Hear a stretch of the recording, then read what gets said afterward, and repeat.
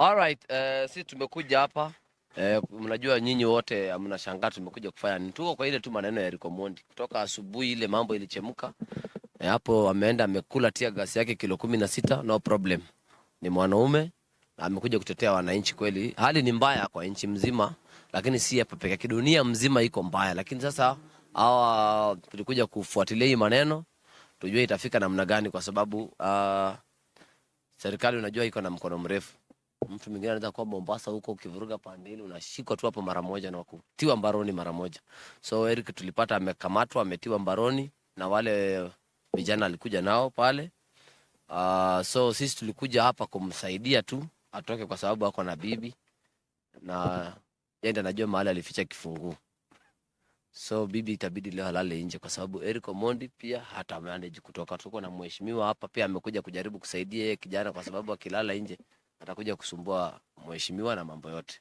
So hatukuweza kumtoa sababu ya vile nchi ilivyo, iko na sheria yake. Tumejaribu karabati yetu yote, lakini wanasema siku ya nyani kufa miti zote uteleza. Kweli tumepata miti wamepaka oil, tumeteleza kabisa. Imetushinda kutoa Eric Omondi na kierere yetu. Tumeambiwa tukuje kesho asubuhi tuende kotini pale Milimani na tujipange na mambo ya cash bail. Amenyimwa cash bail ya kutokea hapa kwa polisi. So tuende tujipange na mambo ya wakili, tuende tukaagi mata yetu kotini, atapatiwa kama ni bond ama atapelekwa korokoroni, tujua kesho. Yes. Sasa hiyo ingine acha ni mheshimiwa pia aongee mambo mbili kwa sababu sisi ni makomedia na wasanii, tunaleta mambo ya mchezo kwa kazi. Acha pia alete serious business kidogo. Karibu mheshimiwa. Maybe mine is very brief. I think naitwa Gor Lango. I came to the police station to see whether the police will grant bail because basically it's a petty offense. They are saying it's unlawful assembly and that he did not notify the police before he proceeds to picket and demonstrate outside Parliament. We believe our new constitution guarantees the right to picket and demonstrate. And Eric has told us that he didn't have money to buy a pen, a paper, and transport to go to the police to notify them. But indeed, when he arrived at the airport, at the Parliament buildings, he found police and he notified them before they started picketing. So I think that is his absolute right to picket, and it's a constitutional right which embedded in our constitution to allow every Kenyan citizen to picket and to demonstrate on matters that are dear to them. Bail has been denied. So that basically means that he will spend the night in the cold cells and tomorrow he should appear in court. So ours is basically to seek legal redress, to look for a lawyer to represent him tomorrow and the rest of the team or the people who are at that demonstration. We believe that the judge that the demonstrators will appear before would be fair and will be firm. Because the 2010 constitution is a good constitution. Our constitution allows ordinary citizens to do everything except what it tells them not to do, and does not allow leaders to do anything except what it tells them to do. So I think it's basically a very good constitution. It is our fundamental rights and the right of all citizens of Kenya to picket and to demonstrate.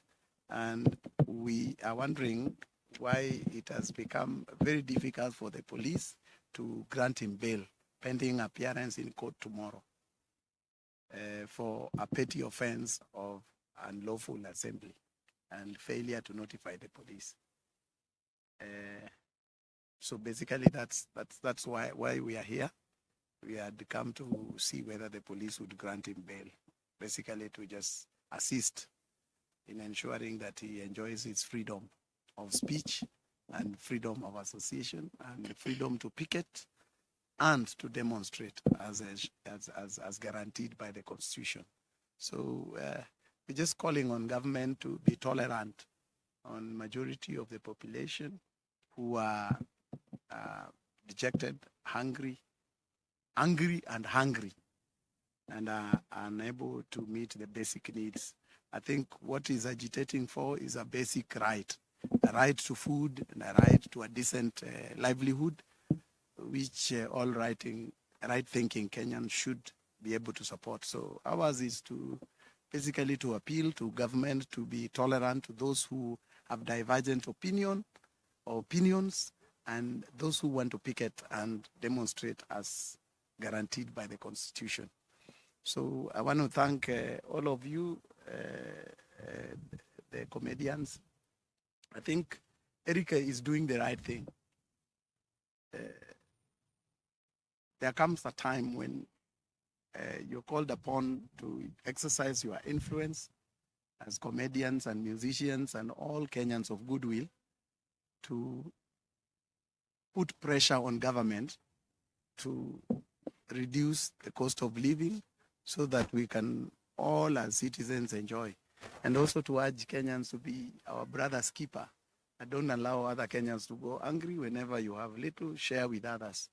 But we want to thank you also, members of the media, to continue piling pressure on those who are governing to be sensitive to the needs of the people and not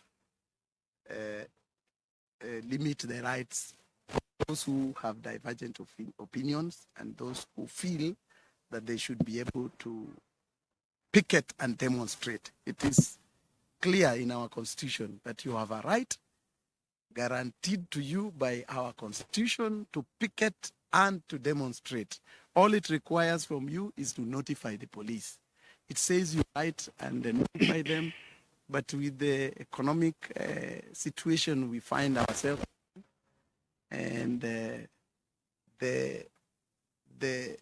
demonstrators,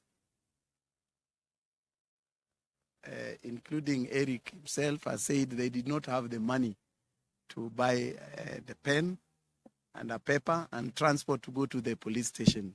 So basically that should be understood, and it should have been granted bail on that basis, because we are all in a political quagmire, and we are facing one of the harshest economic downtowns in our country since independence. So basically is to ask the comedians also, keep up the fight. It is your time to use your influence positively to be able to put pressure on government to make life bearable and for every citizen of this country. So we ask you to continue with the same spirit to ensure that we have a better country than what we have been given or left by our forefathers. So please continue with the fight. We'll support you where necessary, as long as it's within the law, and that we make this country a better place. We cannot make this country a better place if we keep quiet and we do not shout when there's something wrong. So